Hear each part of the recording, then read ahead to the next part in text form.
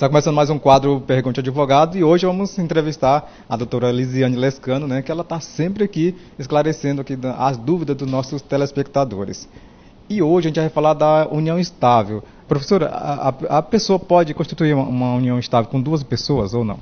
Na verdade, essa é uma pergunta muito interessante porque é uma tendência que está ocorrendo cada vez com mais frequência no nosso direito brasileiro, na nossa sociedade, na verdade, que se chama poliamorismo, ou duas ou mais pessoas, né, que têm relacionamento entre elas.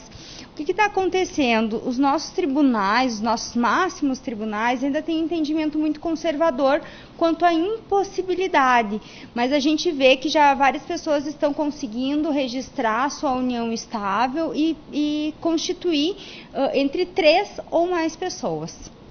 Uma pergunta meio curiosa assim, que me fizeram, aliás, passaram para a gente, né, para poder passar para vocês, é o seguinte: ela já vivia com uma pessoa, né, e a pessoa faleceu, e só que eles não eram casados. Ela pergunta assim, se ela pode casar com essa pessoa, ele depois dele morto, caso.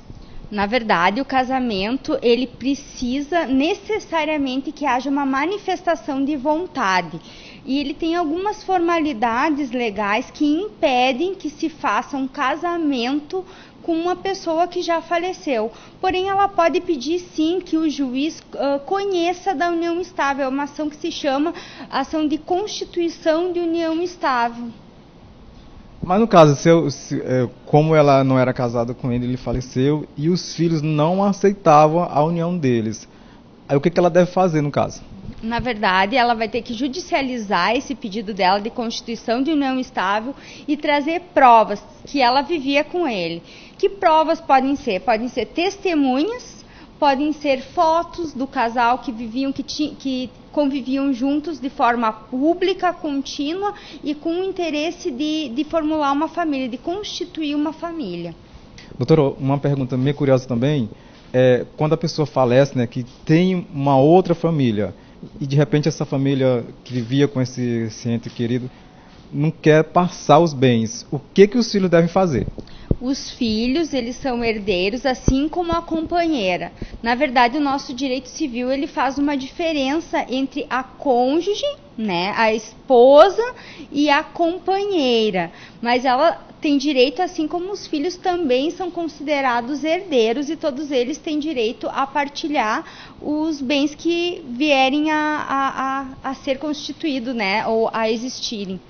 Mas ela tem que ser casada com ele no civil? Não é necessário.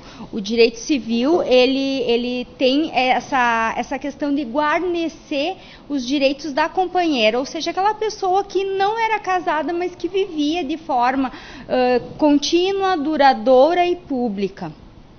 Agora, uma outra questão, doutora, é o seguinte: um senhor que ele comprou uma casa, né, que a gente está sempre adiando esse assunto, ele comprou uma casa e só que não foi passado ainda para o nome dele, né, para fazer a transferência.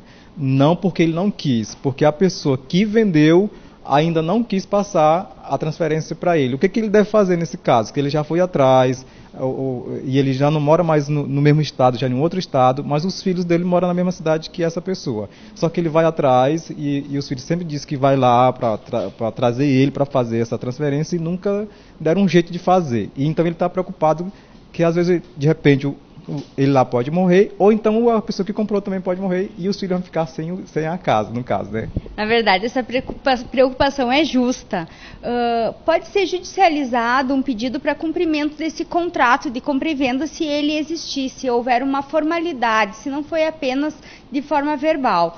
Mas antes disso também se pode ter a alternativa de não se entrar na justiça e essa pessoa que adquiriu o imóvel, se o imóvel é aqui em Balsas, ele pode pedir que alguém, né, na cidade que mora esse vendedor desse imóvel, procure ele para que seja elaborada uma procuração pública, onde esse que é o proprietário está vendendo, passa poderes para que o que comprou possa transferir o imóvel aqui em Balsas. Eu acho que essa seria a melhor alternativa, visto que o nosso fórum ele sofre com alguns problemas de ações que elas tramitam de forma mais lenta.